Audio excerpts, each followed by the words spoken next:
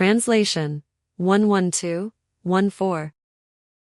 O Messenger, proclaim openly that Allah is an entity who stands unique, distinguished, independent. Allah is the eternal and the ultimate source of creation. He begets not, and neither is he begotten. And there is none that can be compared with him.